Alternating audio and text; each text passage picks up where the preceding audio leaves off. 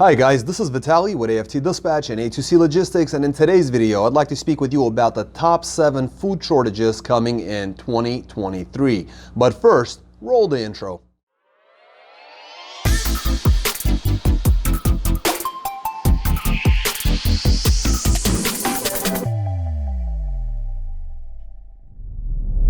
Welcome back. Before we get started, I'd like to ask you to please like the video, be sure you subscribe to the channel and hit the notification bell so you never miss a single release of our videos, where every Friday we're talking about something that could benefit you in your trucking businesses, in your trucking careers, as well as cover the loads we've successfully booked for our customers, consisting of leased on owner operators and carriers, operating under their own MC authorities, running under our truck dispatch services. As always guys, big thank you for all the likes you've provided in all the previous videos. Please do keep them coming, and let's talk about these top 7 food shortages that are coming in 2023. This is a big deal. We made a video in 2022 about these things and prior years, and I think this deserves a follow-up for the new year. So let's get going, guys. I took some notes here. This is going to be an extensive video. I'm going to try to get through as much of this as possible quickly so that we can switch over and look at the loads that we book for our customers. As always, guys, if you have any questions whatsoever, please leave your comments in the comment section below and make sure to smash that like button. If you're not subscribed, make sure to do so. So guys, number 1 on the list for 2023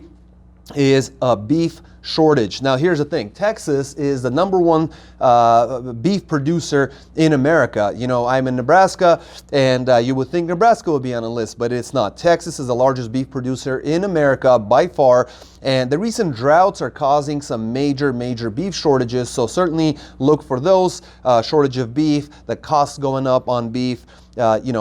Pretty straightforward. Number 2 may surprise you. Well, number 2 on my list, and that would be lettuce. All right, lettuce is a big deal. You know, it's used in pretty much all the fast food and everything. You should be eating plenty of lettuce because it's high in fiber, but nonetheless, almost 50% of all lettuce in America comes from California. All right, a lot of our produce comes from California. Now here's the kicker. Over 80% of 2022 lettuce crops, they were destroyed by the what's called INSV, which is the Impatiens, I'm probably saying it wrong, maybe Impatiens Necrotic Spot Virus. So this virus has destroyed over 80% of the lettuce crops. So we're definitely going to see food shortages or lettuce shortages in that category. Number 3 might also be a surprise, but once you think about it, it will make a lot more sense. Oranges and orange juice. All right.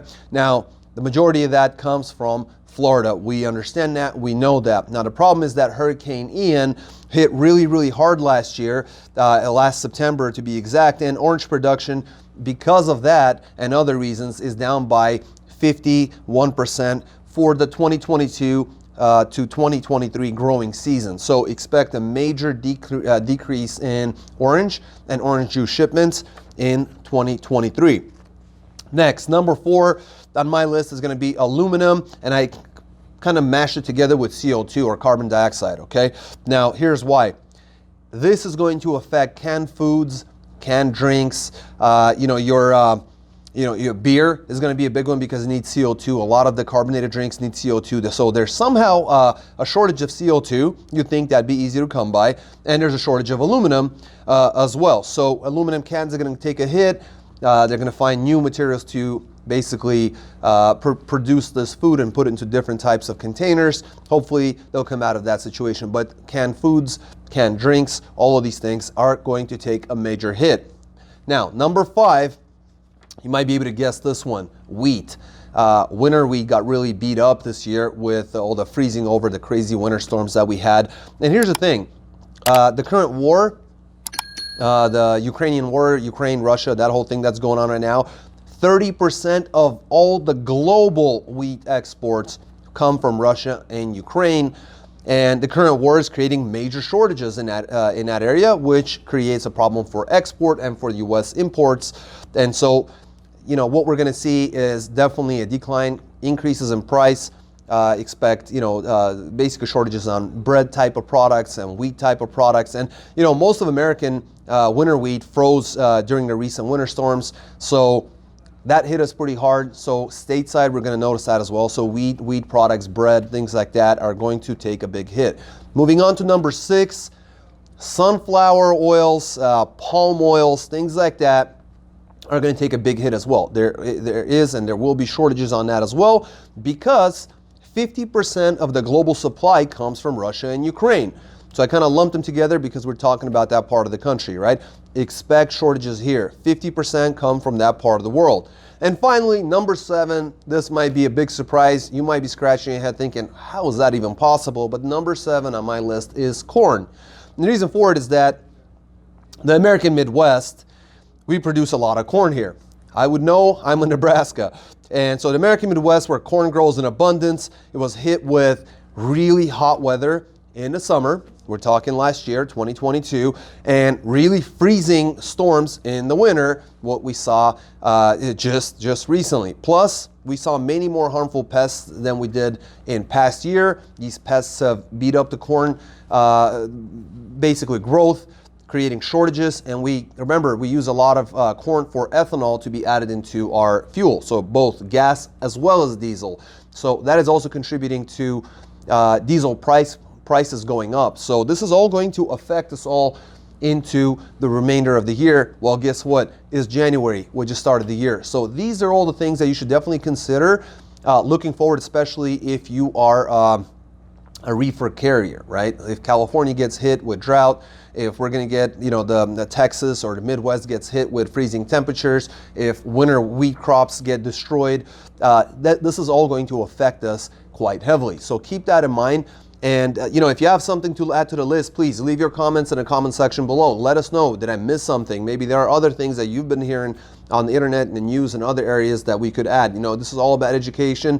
We want to make sure to stay abreast on all of the changes that are going on in our country, and for truckers to be able to know and look forward and say, okay, I've been moving this type of freight. There's going to be a contraction in the market. Maybe I got to look forward ahead of time so I can get around the curve and remain strong in business. So this is why we make the videos. But now I'd like to switch over to camera so we can look over the loads that we booked for our customers. We had another great week in trucking, not a bad way to start 2023. And as always, guys, if you haven't liked the video, please smash that like button for us. Make sure you subscribe to the channel. Hit the notification bell so you don't miss our videos. And then, of course, as mentioned before, if you have any questions, comments, or concerns, comment section below. And I'll see you guys in just a moment. Welcome back. Let's take a look at some of these loads. Another great week. We got vans and reefers and even a team. Everybody did an excellent job. So I don't want to hear any excuses about you can't make money in this market. You just have a weak dispatcher. That's all it is.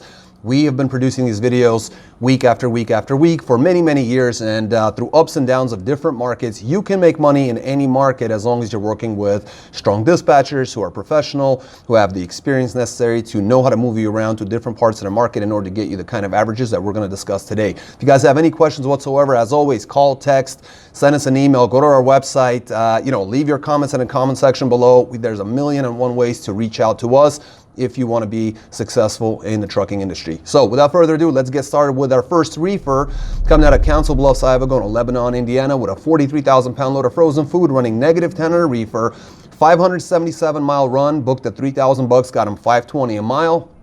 Then run Tool, Illinois to Pell City, Alabama with a 24,000-pound load of fresh pork running 26 on a reefer, 614 miles, booked at $3,200, got him an easy $521 per mile. The next run ended up being a TONU, or truck order not used, basically Bluntsville, Alabama going to Statesville, North Carolina, $250 collected by our dispatchers for the truck order not used there. Then Bowes, Alabama going to Paducah, Kentucky with a 40,000-pound load of bones. A truckload of bones running at 32 degrees, 313 miles, booked at $1,100. An interesting one that ended up $351 per mile. Then Union City, Tennessee, going to Bowes, Alabama. It's a 37,000-pound load of frozen food running -10 degrees on a reefer. Dispatcher did a great job on that. It's 319 miles, booked at $1,900, got him $596 a mile. Got him to where he needs to go, because out of Bowes, Alabama, they took another bones load going to Paducah, Kentucky. Repeated the process, 40,000 pounds, 32 degrees on a reefer. Same run, 313 miles, booked for the same money, $1,100, got him $351 a mile. All of that, proper dispatching, proper circulating the driver through all the right markets, got him the money that he deserves. So running a week on the road, Thursday to Thursday, grossed $10,550 as a solo reefer, ran 2,136 loaded miles at an average of 494 per loaded mile average. Can't ask for anything better than that. Did an excellent job, both the driver and the dispatcher at hand. Great job, guys. Next, we got ourselves a dry van coming out of Villa Rica, Georgia, going to Cottage Grove, Minnesota, with a 42,000-pound load of metal products, 1,075 miles, booked at $2,345, got him $218 a mile. Then Eagan, Minnesota, going to Independence, Missouri, 44,000-pound load of beverages, 428 miles, booked at $1,500, got him easy $350 per mile on that one. Lenexa, Kansas to Wichita, Kansas, 43,000-pound load of soda, 181-mile short run, booked at $1,000, got him $552 a mile. Then South Hutchins, Kansas, going to Clovis, New Mexico, with a 33,000-pound load of salt and cheese, 448 miles, booked at $2,500, got him $558 a mile. And Lubbock, Texas to St. Joseph, Missouri, with basically a 43,000-pound load of dry goods, FAK mixed load, 713 miles, booked at $1,800, got him $252 a mile to finish off the week.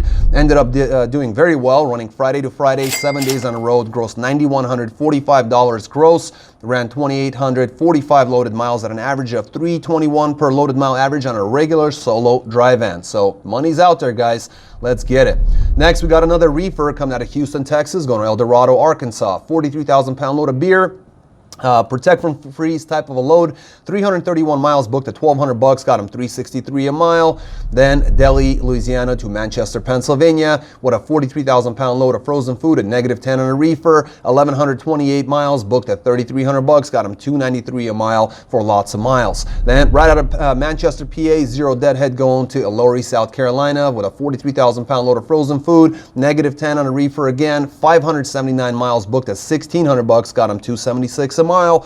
Then Columbia, South Carolina to Columbus, Ohio. This is a 40,000-pound load of FAK. This is a dry load. The reefer stayed off on this one. 517 miles, booked at $1,300, got him $251 a mile. And then right out of Columbus, Ohio, zero deadhead, heading out to Aberdeen, Maryland. This is a 19,000-pound load of frozen food, -10 on a reefer, 436 miles, booked at $2,100, got him $482 a mile to finish off the week. They ran Sunday to Sunday, 7 days on the road, $9,500 gross in their reefer, solo, running 2,991 loaded miles at an average of 318 per loaded mile average. So great job there as well. Next, we got ourselves a dry van team. Wanted to definitely touch on this. This is a dry van team coming out of Zephyr Hills, Florida. Thought it was a different city. Going to Pensacola, Florida. So real quick local run there. 44,000-pound load of pet food. 446 miles, booked at $900 even. Got him $202 a mile. Then Bay Minette, Alabama to Sioux City, Iowa, with a light load of 5,000 pounds of air compressors. 1,128 miles, booked at $2,500. Got him $222 a mile. Then Jackson, Minnesota, going to Orangeburg, South Carolina. 19,000-pound load of equipment. 1,313 miles, booked at $3,800. Got them $289 a mile. They finished off with Duncan, South Carolina, going to Snyder, Texas, with a 43,000-pound load of solar panels. 1,205 miles, booked at $2,800. Got them $232 per mile. So let's see how well they did. This is a team dry van. Week on the road, Thursday to Thursday, grossed $10,000 on the dot, ran 4,092 loaded miles at an average of 244 per loaded mile average. Very, very well done. Excellent job. Next, we got ourselves a bit of a different setup. Another dry van coming out of Edinburgh, Texas, going to Sumner, Washington. Longer run, 25,000-pound load of clothing for retail, so not super heavy. 2,378 miles, booked at $6,300. Got them $265 a mile, going to an excellent market at lots of miles with very, very good money. Then out of Tacoma, Washington, they took a one-pick, two-dropper to Kennewick, Washington, and a final in Pocatello, Idaho. Now, it's an 8,000-pound load, super light. Recreational vehicles, that was this load. 759 miles, booked at $2,300, got them $303 a mile, and that was it for the week. 7 days on the road, Wednesday to Wednesday, grossed $8,600, ran 3,137 loaded miles at an average of 274 per loaded mile average. Next, we got ourselves another dry van coming out of Spokane Valley, Washington, going to Belgrade, Montana. Super light load of 7,000 pounds of insulation rolls, 381 miles booked at $1,200. Got them $315 a mile. Then 2-pick, 1-dropper, 2 picks in Three Forks, Montana, going to Cheswick, Pennsylvania, with a 42,000 pound load of flashlights. 1,879 miles booked at $4,100. Got him $218 a mile. Then Bell Vernon, Pennsylvania, with a 1-pick, 2-dropper to Stowe, Ohio, and a Pontiac, Michigan load, going at 35,000 pounds of bags. 367 miles booked at $1,172. Got him $319 a mile on that one. Then they finished off strong with Howell, Michigan, going to Nashville, Tennessee, another good market. 44,000 pound load of finished products. 552 miles booked at $1,700. Got them $308 a mile. And that's it for the week. 7 days on the road, Wednesday to Wednesday, gross $8,172. Booked 3,179 loaded miles at an average of $257 per loaded mile average. So an excellent job there as well. The next one's very, very similar in a way, only 2 loads really quickly. Also a dry van, also a solo. Plainview, Texas to Junction City, Oregon, a long, long run, 42,000 pound load of corn powder, 1,687 loaded miles at an average of 46.50, got them 276 a mile on a ton of miles. Then Eugene, Oregon, going to Lewiston, Montana. Also a pretty long run, 40,000 pounds of white clover honey, 928 miles booked at $2,500, got them 269 a mile. And that was it. 7 days on the road, Wednesday to Wednesday, gross $7,150, ran 2,615 loaded miles at an average of 273 per loaded mile average. And we're going to throw in one last one in here because it's not bad at all. It's another dry van solo coming out of Channelview, Texas, going to Searcy, Arkansas with a 38,000 pound load of windshield fluid, 490 miles booked at $1,350, got him $276 a mile. Then Stuttgart, Arkansas, going to Beltsville, Maryland with a 43,000 pound load of consumer goods, 997 miles booked at $2,800, got him $281 a mile. Then Cambridge, Maryland to Ankeny, Ankeny, Iowa. What was that reading? 44,000 pound load of mushrooms, 1,095 miles, booked at $2,100, got them $192 going to a better market. Out of Urbandale, Iowa, they picked up a load going to Monville, Arkansas with a 43,000 pound load of beverages, 553 miles, $1,700, got them $307 per mile. Excellent job. 7 days on the road, Thursday to Thursday, gross $7,950. Ran 3,135 loaded miles at an average of 254 per loaded mile average. Most important part, guys, I mentioned at the first portion of this video, you can make this kind of money. It doesn't matter if you're a leased on owner operator, if you're a carrier, if you got leased on owner ops, company drivers, whatever your setup is. If you're not making this kind of money or close to that kind of money, definitely get in touch with us. Really easy to do that. You can call or text us at 801-448-6363. You can also go to any one of our web pages and fill out the little chat box. You'll see it on your screen right there. Just a few pieces of information. We'll get back to you. We'll go through all the numbers. We'll answer all your questions. And if it's a good fit, we'll get you started. Needless to say, yes, the market is tough. Yes, the market is declining. Fuel rates are expensive. There's all sorts of problems that we can all sit here and complain about. But the bottom line is week in, week out, we present you these kind of videos. These are real customers of ours making real money and making a real difference in their family's life. So if you'd like to make a real difference, if you'd like to make more money, certainly get in touch with us. There's a million different ways of doing so, but most importantly, until next week, stay healthy, be wealthy. Take care, guys.